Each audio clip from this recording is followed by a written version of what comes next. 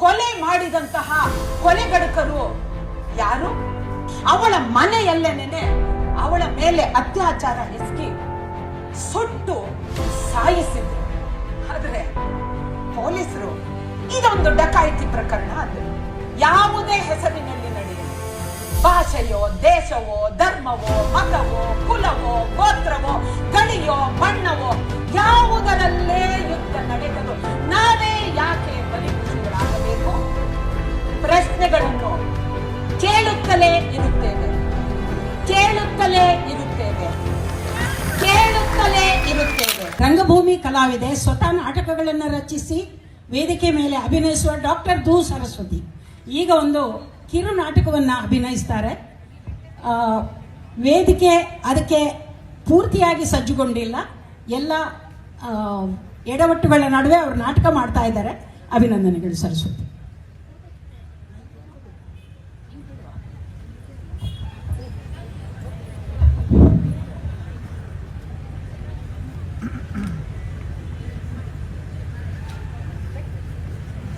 ನಮಸ್ಕಾರ, ಎಲ್ಲರಿಗೂ ನಮಸ್ಕಾರ.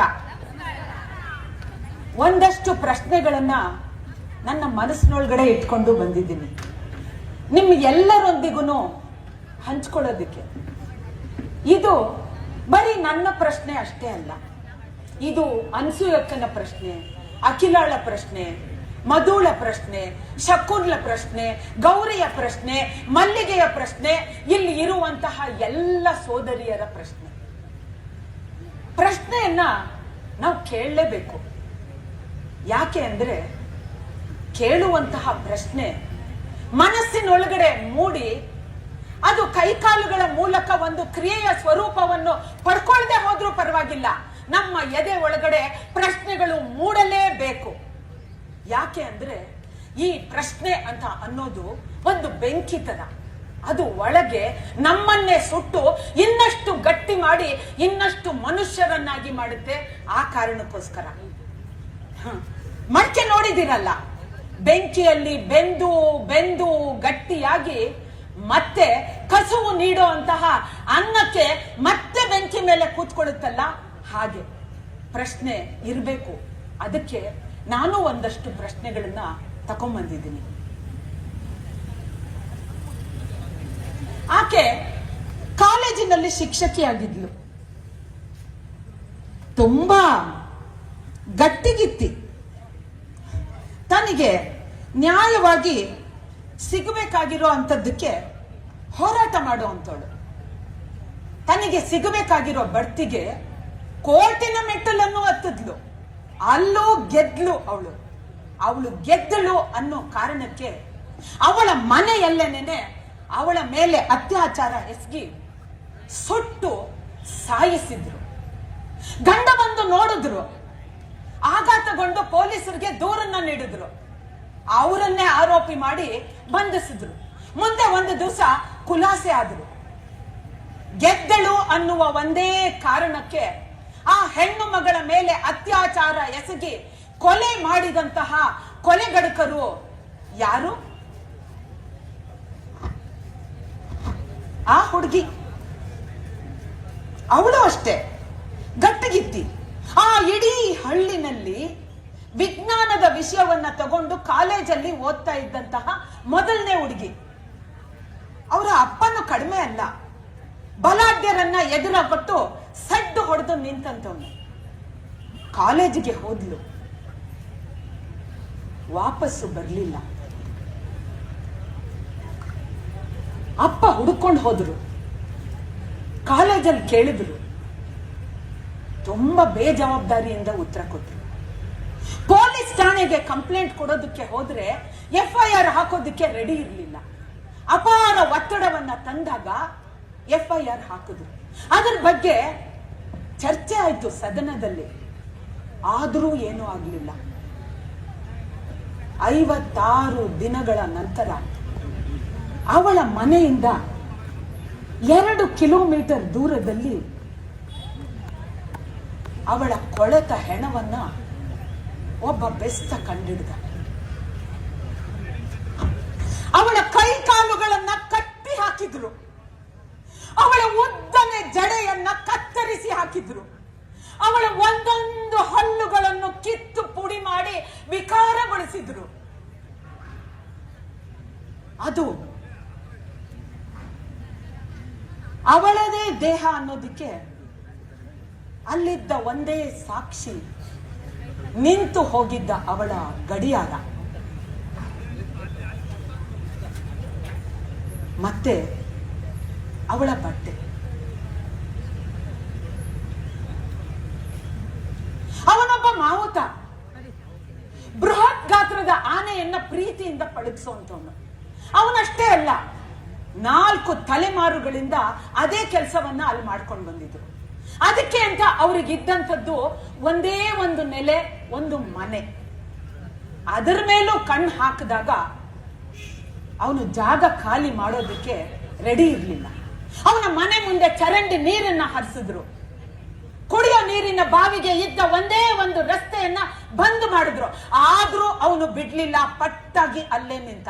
ಅವನ ಹೆಂಡತಿ ಕಾಟ ತಡಿಲಾರ್ದೆ ಮಕ್ಕಳನ್ನ ಕರ್ಕೊಂಡು ತನ್ನ ಸೋದರಿಯ ಮನೆಗೆ ಹೊರಟೋದ್ಲು. ಅಣ್ಣ ಒಬ್ಬನೇ ಆಗ್ತಾನೆ ಅಂತ ಜೊತೆನಲ್ಲಿ ಇರೋದಿಕ್ಕೆ ಅವನ ತಂಗಿ ಬಂದ್ಲು. ಜೊತೆಯಲ್ಲೇನೆ ಹೆಣವಾದ್ಲು. ಅವರಿಬ್ಬರ ತಲೆಯನ್ನ ಜಜ್ಜಿ ಸಾಯಿಸಿದ್ರು. ಹೆಂಡತಿ ಕಂಪ್ಲೇಂಟ್ ಅನ್ನು ಕೊಟ್ಟರು.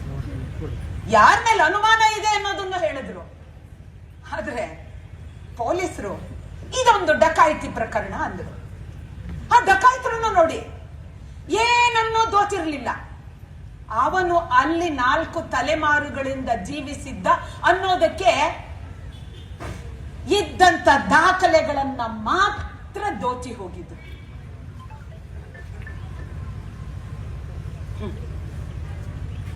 ಏ ಬಾಲೆ, ತಿಂಡಿ ತಿಂದು ಹೋಗು. ಇಲ್ಲ ಅಮ್ಮ, ನಾನಿವತ್ತು ಬೇಗ ಬರ್ತೀನಿ ಮನೆಗೆ, ಮನೆಯಲ್ಲೇನೆ ಊಟ ಮಾಡ್ತೀನಿ, ನನಗೆ ಕಾಲೇಜಿಗೆ ಲೇಟ್ ಆಯ್ತು ಅಂತ ಕಾಲೇಜಿಗೆ ಹೋದ್ಲು ಮಗಳು.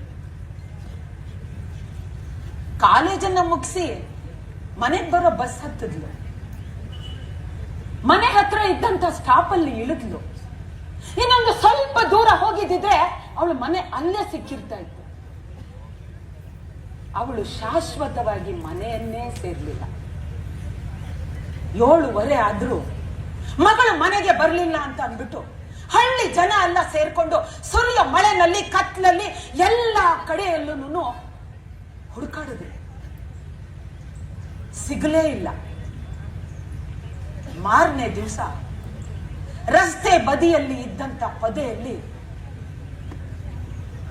ಅರೆಬೆತ್ತಲೆಯಾದ ಅವಳ ಹೆಣವನ್ನ ಮರಕ್ಕೆ ಕಟ್ಟಾಕಿದ್ರು. ಮೈಯೆಲ್ಲ ಗಾಯ, ಅವಳ ಪಕ್ಕೆಲುಬುಗಳು ಮುರಿದಿದ್ವು. ಅವಳು ಅನ್ನೋದಕ್ಕೆ ಅವಳ ID ಕಾರ್ಡು, ಅವಳ ದುಪ್ಪಟ್ಟ ಮೂಕ ಸಾಕ್ಷಿಯಾಗಿ ಅಲ್ಲಿ ಬಿದ್ದಿತ್ತು. ಈ ಅತ್ಯಾಚಾರ ಹತ್ಯೆಗಳನ್ನ ಮಾಡಿದವರು ಯಾರು? ಸತ್ಯವನ್ನ ಯಾಕೆ ಗುಂಡಿ ತೋಡಿ ಮುಚ್ಚಲಾಯಿತು ಅನ್ನೋ ಪ್ರಶ್ನೆಗಳನ್ನ ಕೇಳಿದಾಗಲೆಲ್ಲನೂ ಇಂತಹವರ ಹೆಸರಿಗೆ ಮಸಿ ಬಳಿಯುತ್ತಿದ್ದೀರಿ, ಇಂತಹ ಕ್ಷೇತ್ರಕ್ಕೆ ಕಳಂಕ ಬಳಿಯುತ್ತಿದ್ದೀರಿ, ಭವ್ಯ ಪರಂಪರೆಯನ್ನು ಮಣ್ಣು ಪಾಲು ಮಾಡುತ್ತಿದ್ದೀರಿ ಎಂಬ ಉತ್ತರಗಳ ಅಬ್ಬರಿಸಿ ನಮ್ಮ ಬಾಯನ್ನು ಮುಚ್ಚಲು ಬರುತ್ತವೆ. ನಾವು ಕೇಳುತ್ತಿರುವುದು ಮಾಡಿದವರು ಯಾರು ಎಂದು, ಮಾಡದವರು ಯಾರು ಅಲ್ಲ ಎಂಬುದನ್ನಲ್ಲ. ನಾವು ಕೇಳುತ್ತಿರುವುದು ಸತ್ಯವನ್ನ, ಸಮರ್ಥನೆಗಳನ್ನ, ಸಬೂಬುಗಳನ್ನಲ್ಲ. ನಾವು ಕೇಳುತ್ತಿರುವುದು ರಕ್ತ ಮಾಂಸ ಮಜ್ಜೆಗಳಲ್ಲಿ ಹರಿಯುತ್ತಿರುವ ಸಾಕ್ಷಿಗಳನ್ನ, ಸತ್ಯಗಳನ್ನ, ಗುಂಡಿ ತೋಡಿ ತೆಗೆದ ಖಾಲಿ ಬುರುಡೆಗಳನ್ನು ಅಲ್ಲ. ಯಾಕೆ ಈ ಪ್ರಶ್ನೆಗಳನ್ನ ಕೇಳುತ್ತೇವೆ ಅಂದ್ರೆ, ಸತ್ಯ ಸಿಗುವವರೆಗೂ, ನ್ಯಾಯ ಸಿಗುವವರೆಗೂ ನಾವು ಪ್ರಶ್ನೆಗಳನ್ನು ಕೇಳುತ್ತಲೇ ಇರುತ್ತೇವೆ. ತಿರು ತಿರುಗಿ ತಿರು ತಿರುಗಿ ತಿರು ತಿರುಗಿ ತಿರು ತಿರುಗಿ ತಿರು ತಿರುಗಿ ತಿರು ತಿರುಗಿ ಪ್ರಶ್ನೆಗಳನ್ನು ಕೇಳುತ್ತಲೇ ಇರುತ್ತೇವೆ. ಯಾಕೆಂದರೆ ನಾವು ಜೀವಂತವಾಗಿದ್ದೇವೆ. ಅದಕ್ಕೆ ನಾವು ಜೀವಂತವಾಗಿರುವುದಕ್ಕೆ ಅವರ ಆಕ್ರಂದನಗಳು ನಮ್ಮ ಕಿವಿಯಲ್ಲಿ ಹೂತು ಹೋಗಿದೆ. ನಾವು ಜೀವಂತವಾಗಿದ್ದೇವೆ, ಅದಕ್ಕೆ ನಮ್ಮ ಕಣ್ಣುಗಳಲ್ಲಿ ನೆಟ್ಟು ಬೇರು ಬಿಟ್ಟಿದೆ. ತಪ್ಪಿಸಿಕೊಳ್ಳಲು ಅವರು ಪಟ್ಟ ಪಾಡು. ನಾವು ಜೀವಂತವಾಗಿದ್ದೇವೆ, ಅದಕ್ಕೆ ನಮ್ಮ ಕರುಳಿಗೆ ಮೆತ್ತಿಕೊಂಡಿದೆ ಅವರ ಯಾತನೆ. ನಾವು ಜೀವಂತವಾಗಿದ್ದೇವೆ, ಅದಕ್ಕೆ ನಮ್ಮ ಉಸಿರುಸಿರು ಭಾರವಾಗಿದೆ ಅವರ ಸಂಕಟದಲ್ಲಿ. ನಾವು ಪ್ರಾಣವಾಯುವ ಜೀವಿಸುತ್ತಾ ಜೀವಂತವಾಗಿದ್ದೇವೆ, ಅದಕ್ಕೆ ಪ್ರಶ್ನೆಗಳನ್ನು ಕೇಳುತ್ತೇವೆ. ಅತ್ಯಾಚಾರ, ಹತ್ಯೆ ಆಗಿರುವುದು ಸತ್ಯ, ಮಾಡಿದವರು ಯಾರು? ಲೋಪ ಎಸಗಿರುವುದು ಸತ್ಯ, ಹೊಣೆಗಾರಿಕೆ ಹೊರಬೇಕಾದವರು ಯಾರು? ಬೇಕಾಬಿಟ್ಟಿಯಾಗಿ ವರ್ತಿಸಿರುವುದು ಸತ್ಯ, ಜವಾಬ್ದಾರಿಯನ್ನ ಹೊರಬೇಕಾದವರು ಯಾರು? ಯುದ್ಧ ಯಾವುದೇ ಹೆಸರಿನಲ್ಲಿ ನಡೆಯಲಿ, ಭಾಷೆಯೋ, ದೇಶವೋ, ಧರ್ಮವೋ, ಮತವೋ, ಕುಲವೋ, ಗೋತ್ರವೋ, ಗಡಿಯೋ, ಬಣ್ಣವೋ, ಯಾವುದರಲ್ಲೇ ಯುದ್ಧ ನಡೆದರೂ ನಾವೇ ಯಾಕೆ ಬಲಿಪಶುಗಳಾಗಬೇಕು? ನಿಮ್ಮ ಸನ್ಮಾನಕ್ಕೆ, ನಿಮ್ಮ ಅಹಮ್ಮಿಗೆ ಧಕ್ಕೆ ಬಂದಾಗಲೆಲ್ಲ ನಮ್ಮನ್ನು ಯಾಕೆ ಅತ್ಯಾಚಾರ ಮಾಡುತ್ತೀರಿ, ಹತ್ಯೆಗೈಯುತ್ತೀರಿ? ನಿಮ್ಮ ತಂತ್ರ, ಪ್ರತಿತಂತ್ರ, ಷಡ್ಯಂತ್ರ, ಕುತಂತ್ರಗಳಲ್ಲಿ ನೀವೇ ಸಿಲುಕಿಕೊಂಡು ನಮ್ಮನ್ನು ಬೇಟೆಯಾಡುವುದು ಯಾಕೆ? ಅದಕ್ಕೆ ನಾವು ಪ್ರಶ್ನೆಗಳನ್ನು ಕೇಳುತ್ತಲೇ ಇರುತ್ತೇವೆ, ಕೇಳಲೇಬೇಕು. ನಾವು ಪ್ರಶ್ನೆಯನ್ನ ಗಡ್ಚಿರೋಲಿಯ ಹೆಸರಿನಲ್ಲಿ, ಹತ್ರಾಸಿನ ಹೆಸರಿನಲ್ಲಿ, ಬಿಹಾರದ ಹೆಸರಿನಲ್ಲಿ,